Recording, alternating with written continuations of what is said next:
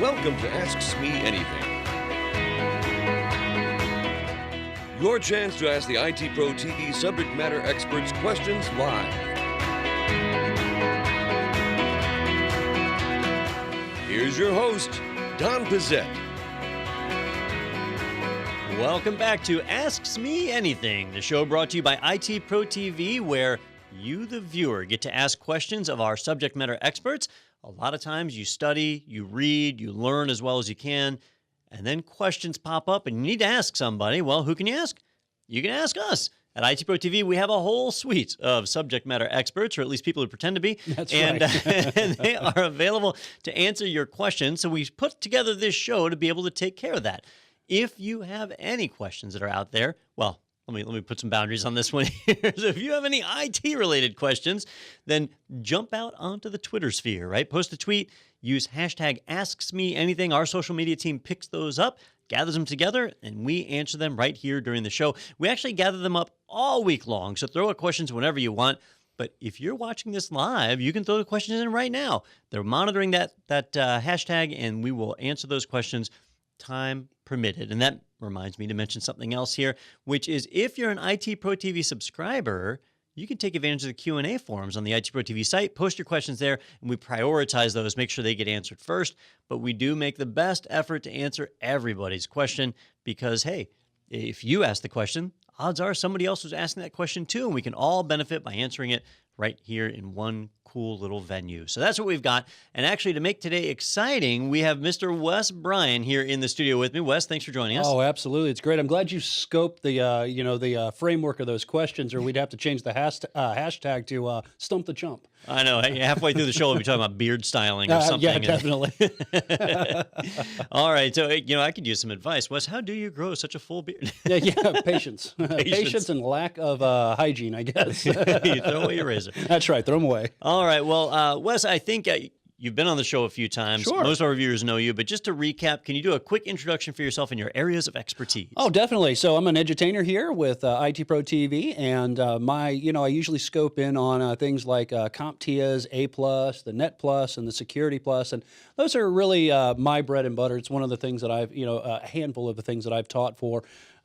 Slowly approaching a decade here. So it's kind of one of the, the areas that I guess I'm kind of specialize in when it comes down to the courses that we offer here. So that's really that. And then, of course, fishing and guitar on the side too. But I'm sure we're not here to talk about those today. Those are your interests, not necessarily in that order. That's right. That's right. All right. Well, we do have a good collection of questions coming at us via social media and other areas. All right. So let's dive right into our first question here.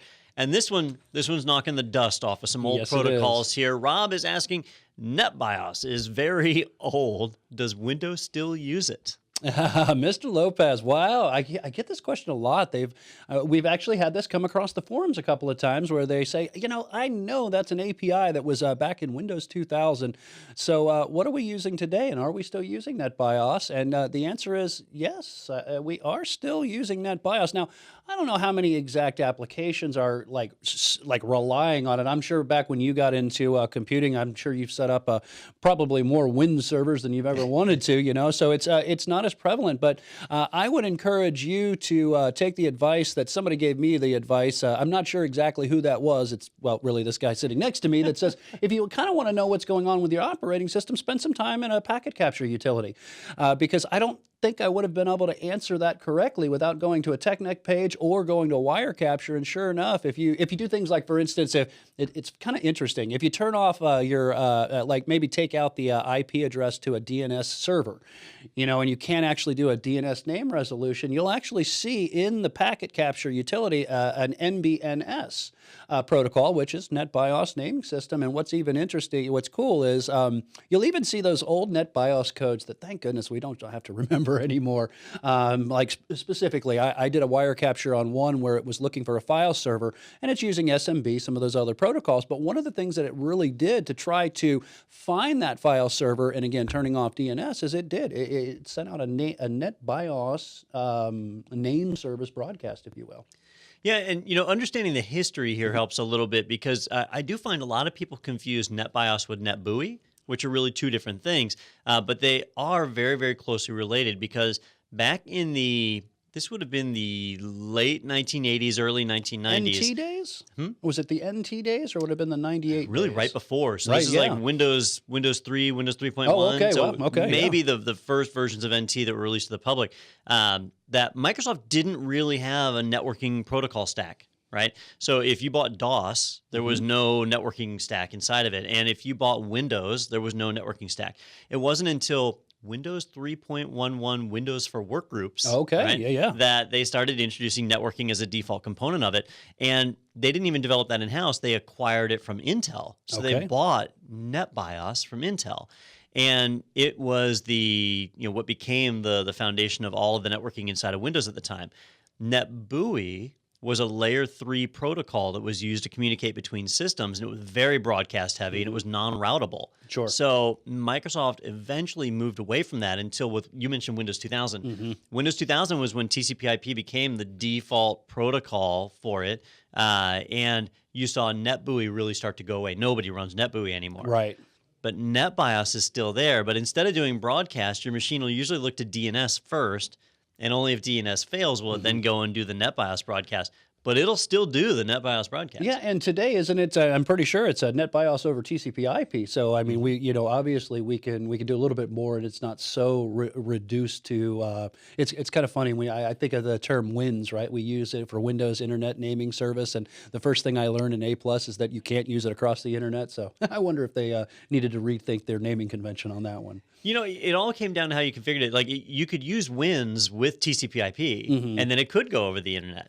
But if you were using it with NetBIOS, then that was out the door. So nobody really. I shouldn't say nobody because there's probably somebody somewhere.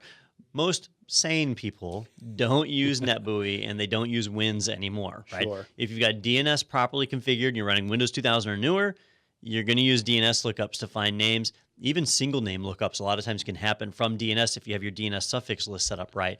NetBIOS will use those. But in the absence of all of that, you do still have NetBIOS broadcast.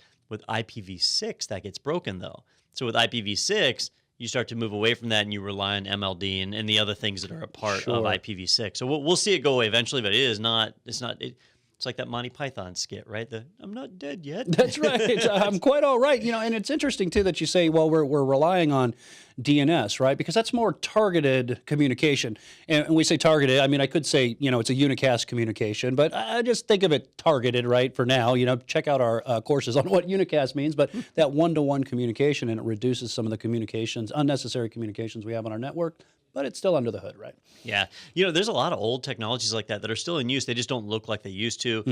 When Microsoft bought that package from Intel or licensed it or whatever they did, it was called the LAN Manager or Intel LAN Manager, which became the NT LAN Manager. And if you go digging through the registry, you'll find NTLM references all over the place. And some of the pieces like the authentication piece is considered super weak and you're not supposed to be running that anywhere. But parts like NetBIOS, they actually did great for doing network just discovery. If you wanted to browse to a server, typing // followed by a single name to get to that server, that's a NetBIOS name. If you bring up an Active Directory domain, you have a NetBIOS name and a DNS name. So those names are still there. They're absolutely used if you have older clients, but Microsoft, what's supported now is Windows 7. It's Windows 7, it's Windows 8.1, and then Windows 10 right now. Yeah, so all of those default to DNS first, only NetBIOS is like a fallback. So you don't have to use NetBIOS anymore, but it is still there. Sure, and and not only for the name resolution side of it, we've mentioned kind of like finding services on our networks too is one of with those service codes in NetBIOS. And if you really look under the hood, we're using a lot of other technologies today. Things like, and you really don't have to worry about this, but things like simple service discovery protocol, things like multicast DNS, where you don't need the presence necessarily of a server to be able to for the devices to be able to locate devices, register their services, and then turn around and find those services. So we got other technologies that are much more efficient today. Yeah, absolutely. All right, Wes. Well, that is an excellent answer to a excellent question. So let's jump on over to our next question that is in line. This one moves us a little more into present time, which is, what happens if I fail the exam? Should I take it again? So Peyton's question's a little vague because I don't know exactly which exam. So let's go from a general sense. Yeah, definitely. If I'm taking a certification exam, I was about to phrase this. So what's it like to fail, Wes? Which sounds a little accusatory. Oh, absolutely. Well, if you need a good example of failure, I guess Don says you look to me. No, but I'm going to throw this back to Don. Don, you ever failed an exam? I have, yeah, absolutely. Quite a few, right? And I know I failed some. And I know my mindset sometimes, believing I was going to fail, helped assist me to failing too. So don't worry about it. Right now, it's kind of hard to say when you've just coughed up $200. I know some of the exams that, gosh, I remember, Don, one of the exams you were taking was like $1,200. So it's easy to say don't worry about it when there's a monetary or finances behind it. But we take practice exams, and if you're not aware of it, maybe you should be. And I'm sure some of you guys and gals that are studying out there have taken practice exams, and you're like, I need a really accurate gauge of where my base knowledge is. Well, nobody wants to fail an exam, especially after you've put in all the effort, all the different resources you've utilized, the blood, sweat, and tears, maybe not the blood part, hopefully, but the sweat and tears that you go through as far as the studying, you get in there and you fail the exam. Well, somebody told me at one time you could take that failed exam, and if you have a positive outcome of it, is to take the skills and the domains. A lot of times what they'll tell you in the post-exam report is the domains that you were weak, or objectives. Those terms are used interchangeably, so don't get those confused. The objectives on the exam, the areas that maybe you're weak in. Well, practice exams don't get much more accurate than the post score for the real exam, so it's probably one of your most accurate reflections of where your base knowledge is. And the other thing I would say is, I say don't worry about it, but don't wait too long. All right. Some people, I would say, and again, it's a personal opinion, maybe Don can jump in here on this one, is that the information is fresh in your mind. And yes, you come out there and you feel defeated. So what do you say? I'm going to take a month off. Don't do that. Not a good idea. The information is fresh in your mind. Take that post-exam report, learn what your weak areas are, and study on those, and get right back in there and take it again. Now, if it's financial purposes, maybe you do have to wait because you can't afford it, and we understand that. We all live on a working man's salary around here. You can't just fork out another $500. So maybe that does mean that you're going to be a month out. Use that time to study. Don't waste time, because if you don't use it, you're going to lose it. Yeah, I can give you a real example. The very first Microsoft SQL exam I took, I did SQL 7, and I had no idea what that exam was going to look like. It was my first database exam, because I've been doing all server and Windows. I don't remember, Windows 98 or whatever it was back then. So these were desktop and server operating systems. Databases were new to me. I was studying, I was learning. I didn't know what the exam would look like. I went in and I took the SQL 7 exam, and I didn't pass. I failed. Not huge. It was, out of 1,000 points, you needed 750 to pass, and maybe I got like a 650. So I was off by a decent amount, but it wasn't like I was one question away. That was on a Friday. I studied like a demon all week long. I actually don't know how demons study, so maybe that's not a good reference. But I studied a lot that weekend and took the exam again on Monday. The way I looked at it was the information was fresh in my mind. On the first try, I had no idea what that exam was going to look like. By Monday, I knew exactly what the exam was going to look like. And in fact, while I knew they had a question pool, if you take a 60-question exam and the question pool is 400 questions, that means in theory you could take the exam twice and not see a single duplicate question. But realistically, you'll see 15 or 20 questions that you've already seen before, just from the odds of coming out of the pool, if you take it right away. Definitely. So I did that. I jumped in. I passed just a few days later. That was really good. I have taken an exam before and not passed it and never went back to take it again. And that is a waste. It was a waste of money taking the exam, but it was a waste of time studying if I'm not going to go and finish and complete. It doesn't happen often, but it has happened. Hopefully you have more passes than losses. But one thing worth mentioning, though, depending on which vendor we're talking about, things can vary a bit, right, Wes? That's right, a lot absolutely. of them have the second shot vouchers. Second shot, that's with Microsoft, right? Yeah, with Microsoft, let's be specific here. Yeah, with Microsoft, and they run this a lot, they have the take it to see what it's like, and we'll give you the second one free. Right now, pay attention, because there are some caveats sometimes, and maybe it's not always that I bought one exam, I know I can take it twice. There might be some kind of CompTIA does things where they bundle things together as well too. But that's one of the great things that you have, is that if you do get a second shot like that, you can go in and see what the exam looks like, and if you don't pass it, well, you can take it again. Absolutely. And then The other exception would be some vendors have a cool down period. Yes, yes. I know VMware is this way. Microsoft does, and I can tell they you, do? I can tell you exactly what it I is. didn't know. It's 14 days. Oh, And it's 14 days, and you can only take it twice in 30 days or something like that. And then there is a point where you can't take it for another 6 months, and then there is a point where you can't take it again. when did they start that? Because It's in the fine print. my sequel story, that's a true story, but that's from 15 years ago or something. So, so I guess you couldn't necessarily take it 2 days later. But CompTIA does that too. I know VMware, it's 1 week. Is it So week? if you fail the exam, you got to wait a week before you take it again. Cisco was doing 30 days at one point. Yeah. So sometimes you're forced to wait before you can retake it. And I want to say with Microsoft, I might have misspoken. Definitely take it with an extreme grain of salt, kind of like a rock. And what I mean by that is, I believe the first one you have to wait 24 hours to take it again, but then if you fail it again, you can't take it for another 14 days. And so I think the third strike might be, but they do have a certain waiting period. And why are they doing this? Well, they're doing this so you don't just get in there, grab all that information, and then turn around and you can just take it again based on whatever, some kind of test violation, exam violation, whatever their rules might be. But yeah, I do know that they do have a retake policy, and the reason I say that is because back to failed exams. I failed my 8.1, Windows 8.1 MCSA exam. The second one, I failed it. And I failed it a few times. So Because the Metro UI was too easy to use. Oh, it was so easy to use, absolutely, because it was the greatest operating system since Vista.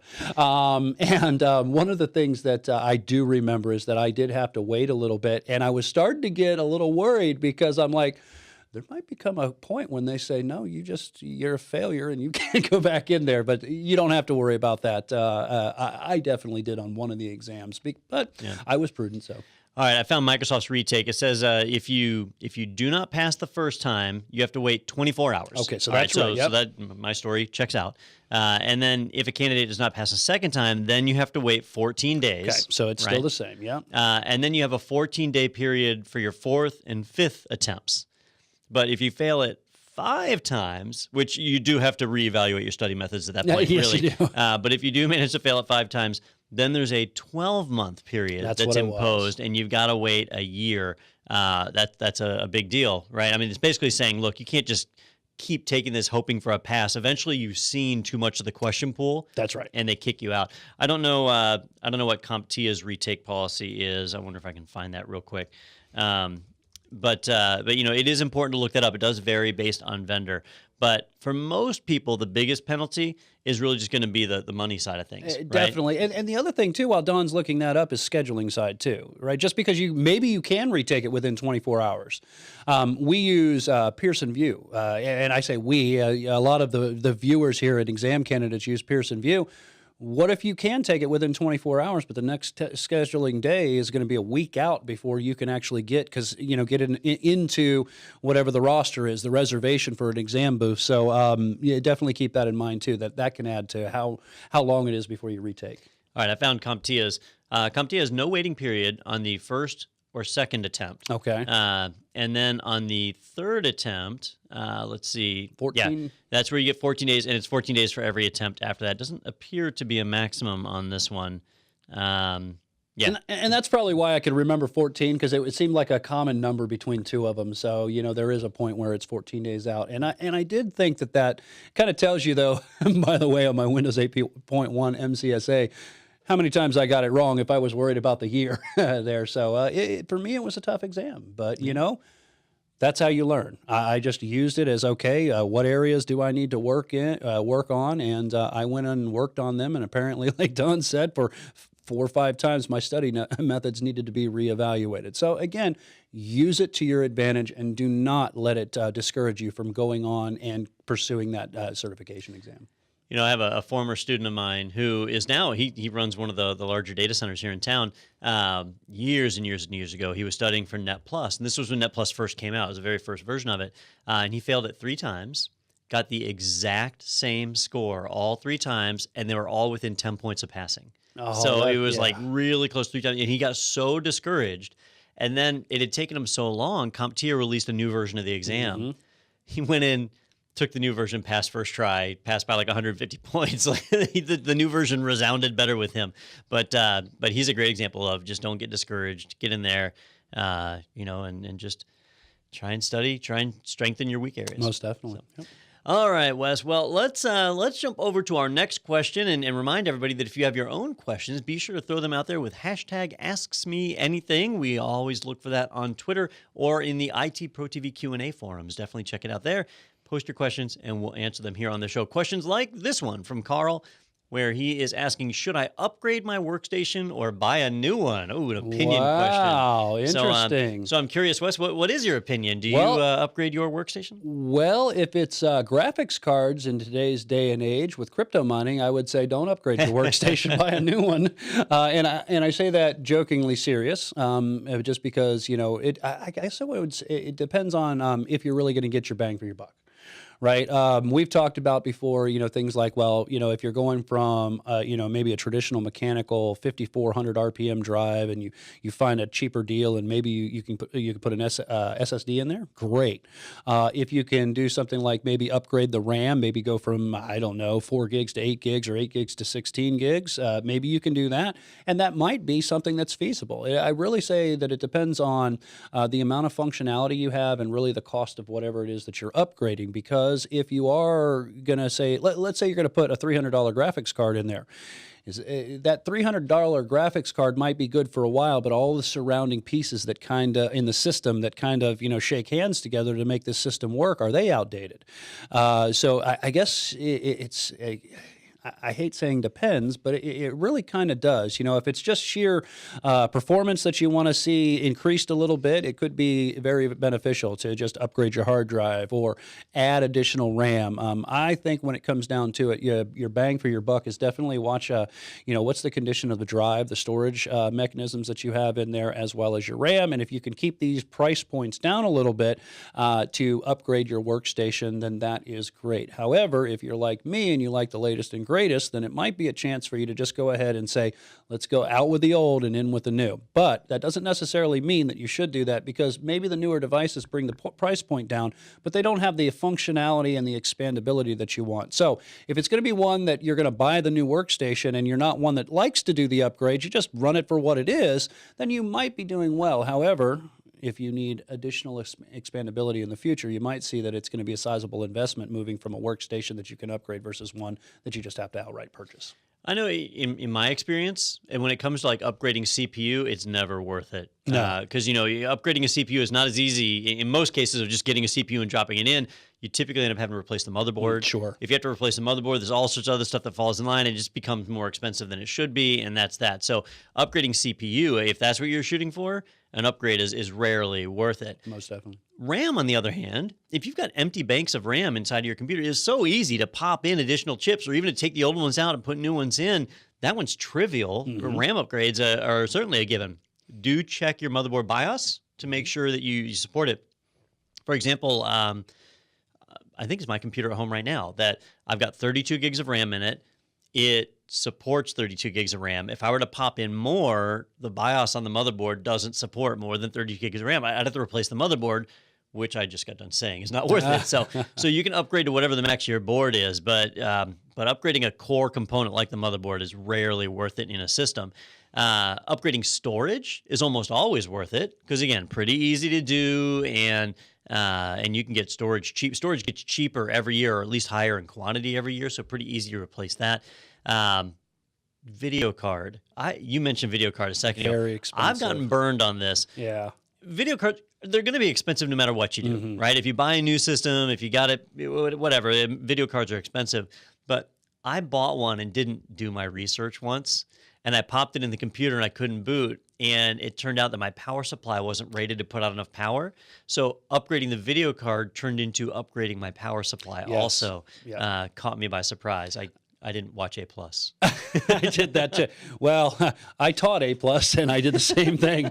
I did that to an older Radeon card. The Radeon card needed an extra, like 200 watts of power, and I had a 350 watt power supply in it that came with it, so it was underpowered. Oh, is that when you bought the kilowatt power supply? Oh yeah. Well, no, that was a different one. I ended up buying a case that came. I was trying to save some money, and it had a case power supply combo. But when it came down to it, I didn't pay attention to what the CPU connection connectors were, and I needed an EPS connector. So I was so mad that I didn't save money, so I spent a whole bunch of money to teach them a lesson, and it really just taught my wallet a lesson. But even you got to pay attention to, because do you have any the M2 drives, the newer drives? We talk about storage. I do. My in my computer home, my operating system drive is an M2. Sure. So that's one thing that sometimes people say, well, man, I'll just pop in one of those M2 drives and I'm good to go. Hold on now, because you got to understand the SATA standards, right? Because that's not going to be something that we've known traditionally as SATA 3.0. It's kind of a mid between whatever the next version of SATA, if it comes out, is SATA 3.1. So you also got to make sure that if you want to adopt a technology, that the older technology that you have supports it, or you might just be wasting your time. Yeah. Yep, and so those are all considerations when it comes to upgrade. Also, just sheer room. Yes. If you want to add a dual slot video card, do you have room for that in your system? Cooling is another issue that can pop up if you put in some of this fancy memory these days, especially the overclock stuff, can put out a good bit of heat. If you don't have proper cooling in there, it cause a problem. So there are plenty of scenarios out there where upgrading it makes total sense. It's easy, and you do it. Even in proprietary hardware, things like the Apple iMacs, right? Where it's the all-in-one unit. Sure. They actually have a nice little hatch on the back where you can get right at the RAM, and you can upgrade them, and it's easy. Versus the newer Mac Minis, where the memory's soldered onto the motherboard. Like you actually cannot upgrade the new Mac Minis. Nothing. Memory, storage, nothing. There's nothing you can upgrade in them. So then it's certainly not worthwhile. So it definitely depends on your system. But if you built your own, there are a lot of times where you can do upgrades and you can either A, save money, or B, get higher quality components than you can when you buy a whole computer. There's a lot of decisions the vendors make, and they might make great decisions on some hardware and then cheap out on something else. Building your own, you get the ability to pick the best stuff all across the board. That's right. And you get to build it and you get to spend more money. I mean, you've got the money to spend. That's true. Sure. It is a lot of fun, though. It is so much fun. I remember my first computer that I built. I was really surprised when I got done with it, and I powered it right up. And everything worked. I didn't get any beeps or anything like that. It actually worked. So a lot different than the earlier days when you had to make sure that your resources were configured properly, and this didn't jive with that, and that didn't work with this. Thank goodness plug and pray has come a long way. I always screw up the motherboard header connections. Sure. So you push the power button and nothing. And the hard happens. drive light blinks. Yeah. Yeah. Or there's a reset button and you hit it and nothing happens. I always get those backwards. You push the power on the machine and the whole thing resets. Yeah, that's great. And then, not that I've you ever smell the smoke and you're not like, that wait I've a ever minute. done that before. Yeah. So all problems that can be solved by reading the manual, I guess. No, we're typical guys. We don't read the manual. We fix it until it's broken, then we read the manual. Don't do that, by the way. I'm kidding. All right. Well, Wes, let's move on to our next question, which is from Zach Woods. He says, I think my computer has a virus. What do I do? And this is a pretty common sentiment from a lot of people that are out there. So where do we start? First, identifying whether it's, and this is going to seem very, very snarky, I guess I would say, figure out if it's a virus or it's just maybe the fact that your computer's running slow. I know a lot of times when computers start to run slow, they can kind of exhibit some of the characteristics that you would have of a virus.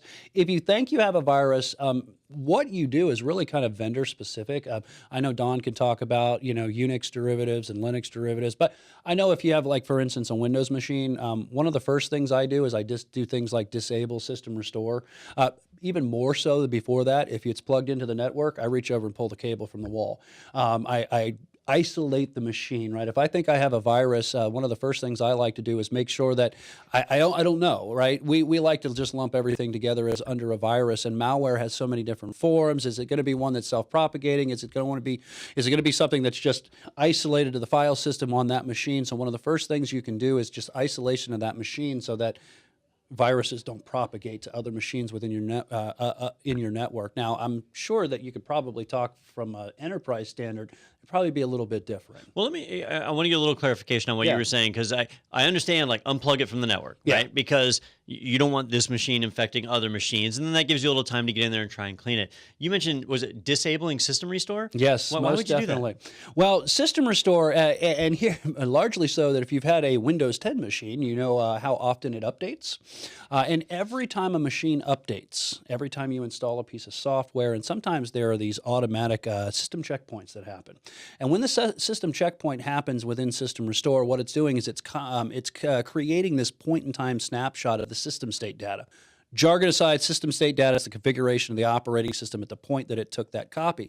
Well, the problem is if that virus gets down into the lower portions of the kernel, maybe you don't even see it, and your Windows operating system makes a restore point, when you go to use System Restore and you restore to that earlier point in time, you take that configuration state and you apply it back to the machine. The problem is, unfortunately, the virus could have made its way into the restore point, and it can be a little bit problematic. So and even Microsoft says if you think you have a virus, one of the first things you should do is disable System Restore until you can remediate the system. Once the system's remediated, run some kind of malware scanner on it. You're sure that you have, not only isolated it, you've scanned, you've remediated it, and there are no more viruses. Then you can turn around and you can re-enable System Restore and have those clean restore points, those clean checkpoints. Interesting. I never would have thought of that. Like I would have just said, hey, let's restore the system. Well, if you think from an enterprise environment, Don, I know you've made, because I haven't been in very big environments like that. Now, Don, I know you have. If something comes into help desk, how long are you going to spend time on an operating system that has problems? So I worked in a number of organizations where we usually had the 30-minute rule. Okay. Right? So somebody on the help desk had 30 minutes to solve your problem. If they couldn't solve it in 30 minutes, we just sent you a new computer, right? Because in the enterprise space, you can do online deployments of an entire OS, or you have, when I say send you a new computer, that may be we physically box the computer up and send it to you, but more often than not, it's you reboot to go into a PXE boot, and we just redeploy your whole OS. You pull the whole operating system down from a central location. If you've got a standard image that your employees use, or even a departmental image or whatever, it's faster to do that than to troubleshoot and clean a virus. Cleaning a virus is very hard. Mm-hmm. And if you don't do it perfectly, and you leave even one little bit behind, you're just as bad off as you were to start with. Now, for enterprise users, those are good solutions, right? But if you're a home user, let's put ourselves in those shoes for a moment. Then you got a bigger problem. And most operating systems these days have some kind of anti-malware built into them, right? With Microsoft, you have Windows Defender, which actually does a really good job. In the Apple world, you have, Apple's own updates that they push out, which again, do a pretty good job. On the Linux side, you don't really have anything, but maybe you've installed something. It depends on your environment. In theory, you should have already had defenses to stop it. But if you're saying, I think I have a virus, then what you're really saying is, I think my defenses didn't work the way they were supposed to. And so what I usually do is I tell people, hey, it's time to get a second opinion.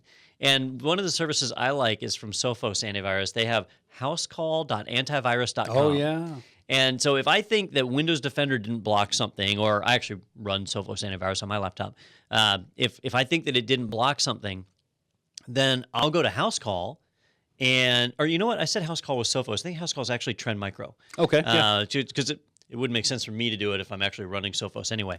But I'll go to Housecall, and it downloads a one-time scanner, not constant protection like you normally, like you need on your system, but it's a one-time scanner you can run, and maybe your antivirus missed it, but this one will catch it, or at least identify it and let you know. And you might find that it runs a scan and you don't have a virus after all. Maybe you suspect you have a virus, but it actually turns out that you installed an application that displays advertisements. It's not a virus, it's just the application does that. And so now you have to narrow that down a bit.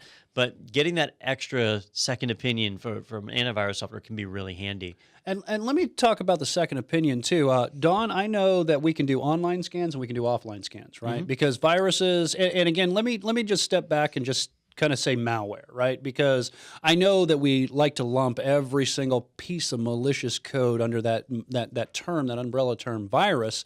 But when you do an online scan, what do I mean by that? Well, that means like you're using something like a Housecall that Dawn says loads it into memory and it scans the system at that time. You use Windows Defender, Microsoft Security Essentials going back to the Windows 7 days, things like Malwarebytes, if you will. There's all kinds of things that you can run online while the operating system is running. Well, these pieces of malware are very, very tricky. Sometimes they can be morphic, polymorphic. They can change their semantics, and they can keep those malware scanners guessing. The other thing that we have are things like rootkits that can actually disguise themselves, right? They can completely disguise themselves while the operating system's running. You can also try offline scans. The one that comes to mind right now, and I'm sure, Dawn, you've probably seen many of these through your career. One that comes to mind, believe it or not, Windows Defender, they actually have what's known WDO, Windows Defender Offline. And it's the same thing that you have running in real time on your system, but the difference is you can put this in kind of like a Linux Live CD. You can boot right to that CD, or you can make a USB. You could do both. And what doesn't happen is the file system that's on the hard drive, or solid state, the storage device, primary storage device in the operating system doesn't become active. And because it doesn't become active, the only thing that's running actively is that software in memory, and it can scan the locations on the hard drive depending on the intensity of the scan, the common places that those viruses are going to be stored, or malware is going to be stored, but they're not active. So they can't replicate themselves and do all the little tricky things that they like to do when you find them in a live environment. You know, I thought we were going to mention the same tool there when you mentioned Windows Defender Offline, which I've never actually used that one. I was going to mention the Microsoft Safety Scanner. Oh, no, I haven't heard of that one either. So it's an offline tool. You can download it from Microsoft, and it's got the latest definitions built into it. It's time-bombed so that it'll only run for 10 days. Okay. And after 10 days, you just have to go and download it again because it has no automatic definition update because it's intended to be offline. So you can go to some other computer, download it, throw it on a USB key or whatever, and then go and run it on your machine. Now, that's assuming if it's Windows. There are similar scanning products from like Avast or AVG and some of the other vendors for Linux and even Mac that you can boot and do offline. But I'll tell you, offline scans are getting harder and harder to do when your system is like booted from a USB key, thanks to encrypted drives, right? So if your drives are BitLockered, if you've got File Vault or Lux encryption or something like that, the encrypted drives make it really hard to boot off of some media and do a scan. You used to be able to find all over the place where people would make CDs with utilities and scans on them. Those are becoming less and less effective thanks to encryption. Now, double-edged sword, right? You know, on a positive side, your data is safe. On a negative side, it's harder to recover, which is why I definitely want to mention having backups of your system is the guaranteed way to clean a virus. You can format your computer, restore from backup, and you're in business. If your backups are offline backups. If you're doing something like Apple Time Machine or Microsoft File History, Yep, thank you, where you stick a USB drive onto your system and it's just constantly backing up, well, the virus has access to that when your machine is infected. So you need to be rotating drives so that you've got one on, one off, and the one that's off wouldn't get infected because it's not even plugged in, and that way you've got it available. So offline backups definitely serve a purpose. Or you could be one of those people that just keeps documents in their OneDrive or Dropbox or cloud whatever. Storage, what a good thing. And then, hey, if you think your machine's infected, you just format, reinstall your operating system, and resync your data back down. That's kind of the world we're starting to get into, but it's such a pain to reinstall applications. For me, if I get a new laptop, it takes like a solid 3 days really to get it set back the way that I like everything to be. It takes a while. Having an offline backup it saves you all that trouble. And if you're in a home environment, Don, one of the things I would say is they brought back in Windows 10, and you can check out our courses for this, but they brought back in a really good tool that was introduced in Windows 7. It was kind of taken out completely in Windows 8, then it mysteriously appeared back in Windows 8.1, but it's back in Windows 10, and that's the ability to do a complete system image. And that's they call it the Windows 7 recovery tool, Windows 7 backup, but it's in Windows 10, and I would definitely recommend doing that. The other thing that I would recommend doing is one of the things that they can do is they can include not only a system image, but the recovery environment inside of that system image. So if you do have a no boot condition, no start condition, if you will, kind of sounds like a lawnmower show. If you have a no boot condition, what you can do is you can just put the the media that whatever the external media is, you can do it on a optical drive, but I know those are kind of going the way of the dodo bird today too. But you can also do a bootable USB device, and that's a great thing to have because that is an entire bit-by-bit replica of your operating system. So what you were saying about getting all your applications ready, I do the same thing, and I'm like, I've got my machine ready to go just like I would like it.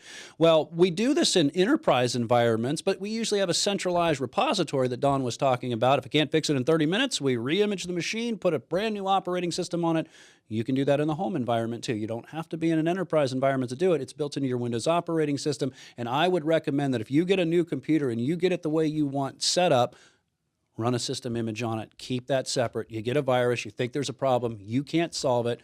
you've used more than one of these utilities, you've got the second, a second opinion, if you will. I've tried my offline, I still can't fix it in a home environment. You can re-image the computer, and it's like spring cleaning. You're ready to go off to the races like nothing happened. Yep, lots of options. Lots of options. All right, well, Wes, let's move to our final question of the day, and we're kind of back in the upgrade space here, sort of. Jason was asking, SSDs, are they worth the price? Should I buy one? Well, let's talk about SSDs and are they worth the price? I showed Don the other day one that is experimental with Intel that is 32 terabytes. That probably isn't really cost effective for the average person. However, I will say, especially with like the MLC based SSDs, the price points are coming down drastically. If this would have been 5, 6, 7, 8, 9 years ago, how many numbers I can get in there, I'd probably say I don't know if it's really worth it. Maybe you'd be better going to a 10,000 RPM drive than you would a solid state drive if money is the concern. However, I would say bang for your buck, put your operating system today on a solid state drive for that frequently accessed information, and use your spin drives for infrequently accessed information. So if you can afford it, and it's not too much trouble to put that operating system back on it, on the new SSD, by all means, I would say go with the SSDs. And, here at IT Pro TV, every one of us has dealt with the mechanical drives. And I don't know about you, Don, but I know the first time I got an SSD, I really can't go back to a mechanical drive anymore. It's one of those things where you get spoiled because you get used to the performance levels of them. And yeah, they can get costly, but they don't necessarily have to be costly. Do your shopping around, and I would read reviews. But if you have the chance to upgrade to an SSD and it's price efficient, do it. Yeah, I think of all the possible upgrades, SSDs are the most worth it. If you look at advancements over the last 10 years, I really don't feel like my CPU today is any better than the CPU I had 10 years ago. They've gotten incrementally faster, but it hasn't been that significant. We got a lot more cores now. Instead of 2 cores, we have 4 or 8 or whatever, but it just doesn't feel like there's that much punch. RAM, well, I have more RAM than I had before, but is it really significant? I mean, some applications take more memory, some don't, and I don't really feel any improvement there. RAM hasn't been that big of a deal. I don't care if my system has 1666 or 2333 memory. To me, I wouldn't notice the difference. Network, if you go to gigabit or 10 gigabit, if your internet connection is only 100 meg internet connection, it doesn't really matter how high you get, so you don't notice those upgrades.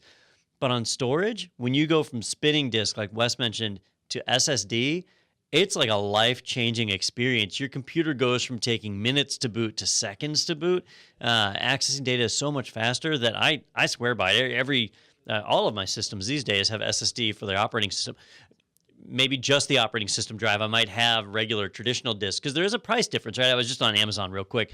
A 1 terabyte SSD on Amazon looks like SanDisk is about 175. I don't know, Silicon Power. Samsung 198. Let's just say $200. Sure, right? Sure. So about $200 for a 1 terabyte SSD. If we wanted to go spinning disk, though, a spinning disk like a 7200 RPM, which I don't believe in 5400 RPM drives. That's ancient. So 7200 RPM is probably the slowest I'd go. They're about $45. Looks like a 7200 also. Yeah, so let's just say $50. Sure. Right? So 4 times the cost, but it is such a big difference that you could take anybody's computer, if it has spinning disk, replace their OS disk or their entire disk with an SSD, and it'll rejuvenate that computer. It'll make it scream. It's amazing. It's a really big difference. Yeah, and you start to see all the contention that you had with the operating system on those old mechanic drives, but you don't have a comparison if you've never used one. And I'll tell you what, when an old spinning disk actually boots up, I'm thinking it's an old dot matrix printer there. I mean, they are just so loud. So noise might be a factor too, but especially like Don said with the memory.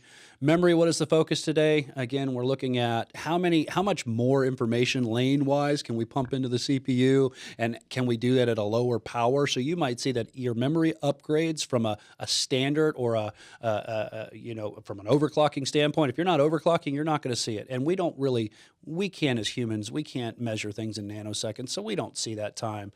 But when it's a difference between a 30-second boot up time and a 5-minute boot up time, you can definitely, as a human, you can see that, and you can see, how quickly you can increase just basic productivity. And I would say lower your blood pressure a little bit when it comes to waiting on applications to respond.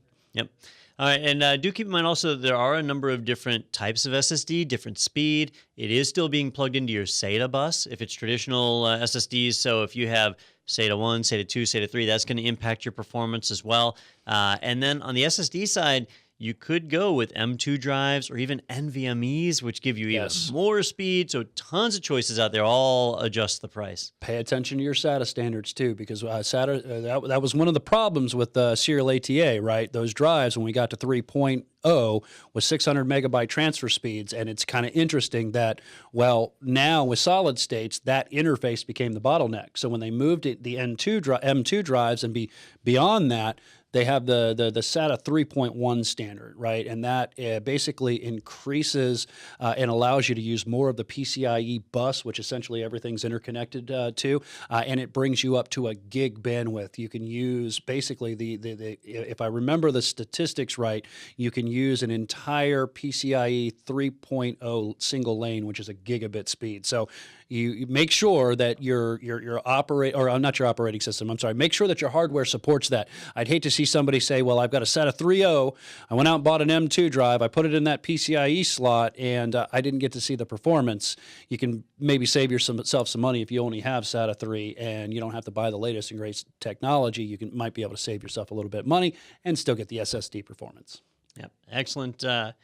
Excellent suggestions and advice. I can't endorse SSDs enough. They're really, really cool technology. In the early days, I know there was the whole thing about trim and people worried about if you wrote to the disk too much, it would wear out early.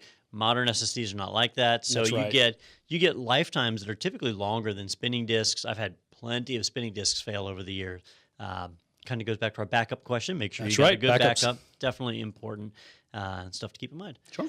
All right, well, Wes, I think that's a pretty good rundown. We've moved through all the questions we can get to. I do want to take a brief moment and promote something you're going to be working on tomorrow, which is the A+ exam prep webinar available on IT Pro TV, free of charge to the entire planet. Just jump over to go.itpro.tv/exam prep. You can sign up for the webinar right there and catch it. It is tomorrow, August 16th at 2 p.m. Eastern.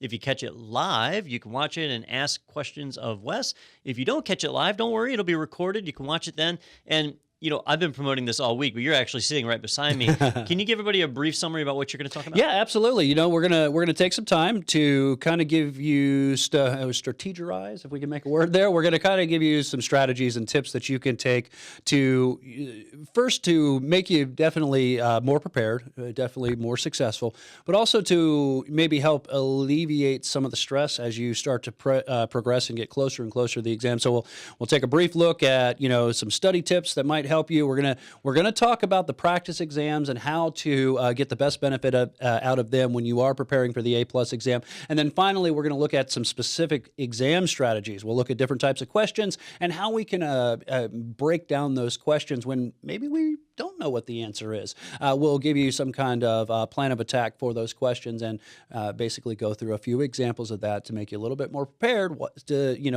for what you might see when you sit the hot seat and you decide to press start exam. Excellent. Definitely check that out. Like I said, free of charge to the entire world. Just jump on in there. Recommend it to your friends. It'll definitely be a good one, especially if you haven't taken an exam yet. All right, well, Wes, that's about all the time we've got here. Thank you for joining us in the studio today. And for you viewers out there, thank you for watching. Let me remind you, if you have questions and you want them answered, be sure to throw them out there in Twitter using hashtag AsksMeAnything. Or if you're an IT Pro TV subscriber, jump over to our site, hit that Q&A link up at the top of the menu bar there, jump into our Q&A forums and throw your question there. We love to answer the questions that you guys get, and that's what fuels this show. So definitely get those questions in there. All right, everybody, thank you for watching, and we'll see you next time on Asks Me Anything.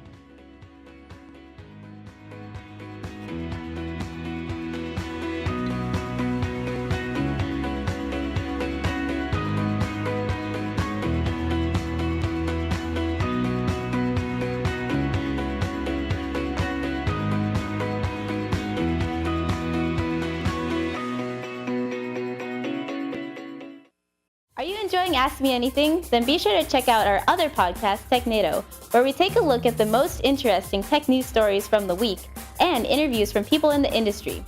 Here's the latest episode, and here's the full playlist. And as always, be sure to subscribe to IT Pro TV's channel. IT Pro TV!